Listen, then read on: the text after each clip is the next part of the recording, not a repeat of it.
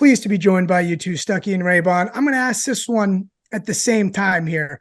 We got two alternate spreads we've been proposed here. Tennessee minus 13.5. Can they score 13 points even?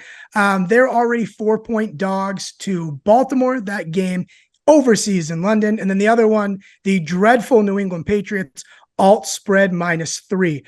Stuckey, which is worse out of these, or do they both need to mix in a water? It's Tennessee minus 13.5 by far. Pat's alt spread -3. Not terrible. You're just flipping the 3 there.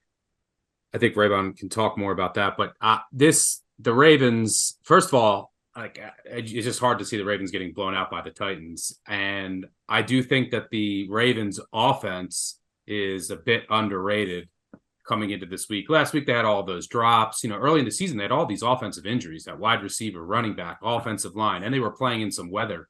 So this offense is like right there, and it's close to exploding.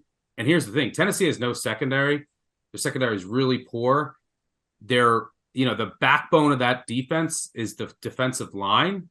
And if they don't have that defensive line healthy, they can't stop the pass. They can't stop the run. We saw that with the Colts last week. Tier Tart, who's really important, he takes up 2 men. And Jeffrey Simmons, he also takes up 2 men. That frees up the linebackers, opens up everything else for the D. They didn't practice today. I don't think Tart's going to play. Simmons played last week. He looked awful. He's hurt. And they didn't practice today on Wednesday.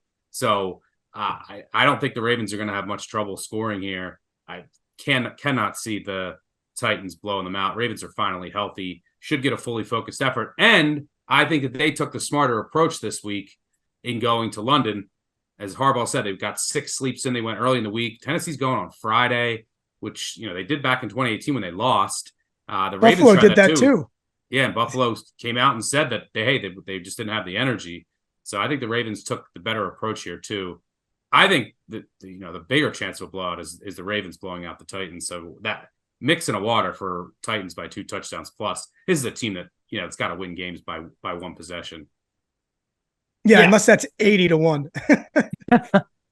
Yeah, you got to mix in the water with this Titans bet. I mean, that run defense, if it's not there, there's really nothing positive about this team. The Baltimore Ravens defense has been great. Derrick Henry's having a bad season. Tannehill's having a bad season. And I think you need to mix in the water the other way for even calling Pat's -3 alt spread a crazy bet in the first place. I think that's a perfectly reasonable bet. And they're 3-point underdogs. 3-point underdogs win by 3 or more, all the time. So that you're going against Josh McDaniels, who's probably going to spot you, 4 or 5 points just with his coaching decisions on his own. So Josh McDaniels needs to mix in the water, and crypto _homie needs to mix in the water.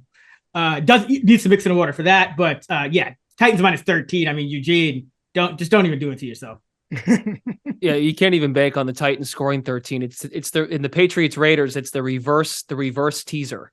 Yeah, the reverse tease, and that's like a little nerdy. And you're not even crossing any key numbers. Yeah, I was gonna say like a little bit of nerdy information is if you look at every spread over the last 2 decades or so, the standard deviation is about 6.4 points. So that's why, we do 6-point teasers all the time and try to go through key numbers to get that value. But the difference between -3 and +3, not as big as you would think. Standard deviation. I haven't heard that since high school, and I'm glad same. Let's go to this next one. Again, Stuckey and Raybon were kind enough to ask the people, and they weighed in with their suggestions. 2 sides of the spectrum for Niners-Browns, which we found out today that Deshaun Watson did not practice. We should add that bit of news in. One guy wants to buy the Niners down to -3. That would be David Joseph. I don't know how you pronounce that silent H. And then Kurt Greeley likes the Niners by 20+. So he's really riding high off how they look Sunday night against Dallas. Stuckey, it's a similar way to ask that last one. Do both of these guys need to mix in a water, one more than the other? I would say the one trying to buy it down to 3. I mean, if you like the Niners, you're under a touchdown already. And buying it up, playing the alt spread, I don't mind here. There is some weather, and the total's like 37.5. But reading the tea leaves, it doesn't look like Deshaun Watson's going to play. And that means that PJ Walker, who's horrendous, is going to start.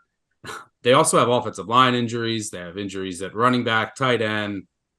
The defense is going to come to play. So it's not going to be easy for Stanford, especially in weather. But there's a chance that, Cleveland doesn't score. There's a pick six, and it just goes completely backwards. Similar to what we saw with the Ravens and Browns, right? That turned into a blowout. DTR could have had like 5 or 6 picks in that game. So with the offensive line injuries, potentially PJ Walker's not even on the roster right now. And he looks like he's gonna start. He's on everyone's roster. He's not even on the 53-man roster right now. But yeah, they said he's gonna start over. You sure Phillip Walker is not on the roster instead of PJ? Sometimes, So it could go completely sideways. The weather actually could just creates more variance too. So you could have, a couple more pick sixes. You could have like a muff punt. So no need to buy it down to 3 if you really love the 49ers. Buying it down to 3, it seems like you don't really love them if you're buying it from 6 to 3 and paying for that. If you think that it's going to be disastrous and this is where you're really going to miss Nick Chubb and then your offensive line potential injuries. It could get messy in Cleveland, literally and figuratively. So mixing a water if you're buying it down to 3, taking the alt spread, because this line will go up too. So you're probably getting some value if you're doing that now. If PJ Walker gets officially announced in. Yeah, minus 20.5 plus 540 Raybon. I mean, you got to give some credit to this Cleveland defense coming off the bye too.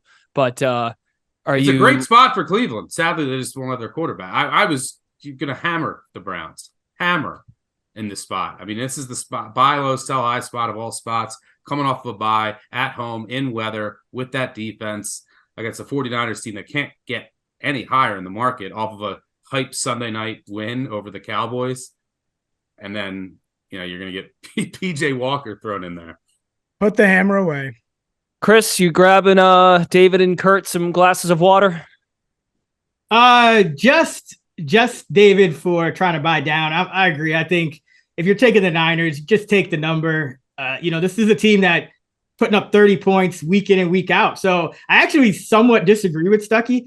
I think, beating up on the Cowboys on primetime is one thing, but everyone's kind of caught on to the fact that Cleveland has an amazing defense too. If the Niners are able to put up another, 30, 40 points on the Browns defense on the road, I think, they'll continue to rise in the market. So, if you like the Niners, just play the number now. The Browns are mixing in a Walker, so you don't need to buy down. Yeah.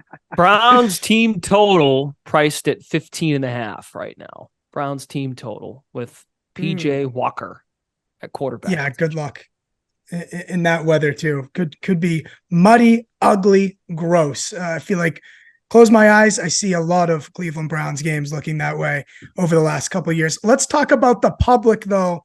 Shocker. They're all over the Dolphins this week. 94% of the bets, 92% of the money. Dolphins laying 13.5 to Carolina. Battle of 2 Bama quarterbacks here. Stuckey. I mean, can you hold your nose and possibly fade the public here? The public, by the way, doing very well this season. Yeah. So, who knows with that? I mean, I don't want to bet against the Dolphins anytime soon. Stuck? Yeah, this is my specialty. So I think the public finally they've been rolling. I don't really care what they're on a week-to-week basis, but I'm going to try to catch the falling knife with the Panthers. If last week the Giants were plus 13 at Miami. Yep. And the Giants they still had a chance to cover. I mean, they had no offensive lineman playing. They had their running back was out. They had injuries all over the board. Still had a chance to potentially cover late, but Daniel Jones got hurt and then they didn't score a touchdown on their last 2 drives. But this is, look, the Panthers are they're winless. And if you go back, I have something here that I'm just pulling up. Winless road dogs catching more than 10 in game 6 or later over the past 20 years are 26-8 against the spread. 76.5%. You can go back to so many examples and this is it's a good thing to do, pull up Action Labs and you'd be like, wow, how you can go back to that sentiment of, wait, how did this team cover? A lot of them have won outright. There's been countless times where winless double-digit dogs, week 6, 7, and 8, have won outright as 13, 14-point underdogs. This is still the NFL. And look, here's the thing: the Dolphins are a team that I just don't love laying big numbers with because they don't have a good defense. These two teams are tied for the second worst success rate in the NFL. So, the Panthers should be able to do some things. They also could just score a couple times late and easily get in this number. But this is, there's going to be some wind too, which could help Carolina because they do have secondary injuries, which are certainly concerning. But their pass D's been better than the run D. There's no A-chain there. And the Dolphins could be sleepy. They got the Eagles next week. They're playing a winless Panthers I was team. waiting for it. Sandwich spot. So, yeah, I'm just trying to see if I can get the 14, but I think this is the time to buy the – look, and if you look at the Dolphins, they beat the Chargers by 2. The game against the Patriots, they could have lost, and that looks horrendous now. Everyone gets that Broncos game stuck in their head, but this isn't some invincible juggernaut. They got beat by 30 against Buffalo. This defense is still bad, and they shouldn't be 2 touchdowns in the NFL is such a big number. I like Carolina. Ooh, stinky. But the nose could get clogged with water, and that's never a good thing when you gargle some water or you sip a glass of water and you get your nose all clogged up, Raybon. Never a good feeling. Yeah, they could be down 21-0, and I'll have to mix in the water after the first quarter. Back door though. Back door's wide open. It's not, then you're not even dead. You're not even dead down 21-0, catching 14. Raybon, you concur.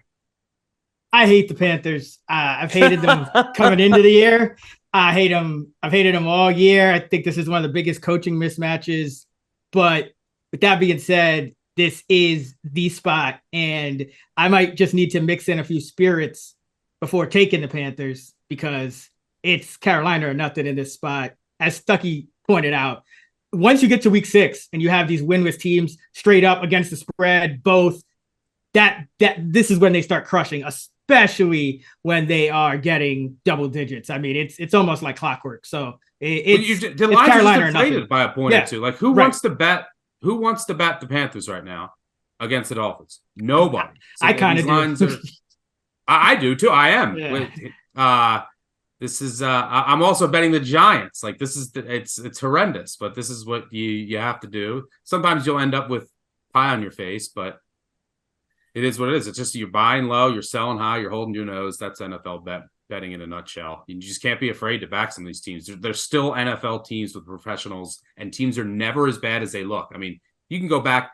I remember I bet the Cowboys plus 10, plus 14. I'm sorry, plus 14 in 3 years ago against the 8-0 Steelers, and the Cowboys were starting Garrett Gilbert at quarterback, and they should have won. They got robbed at the end, and they should have won. This is still the NFL.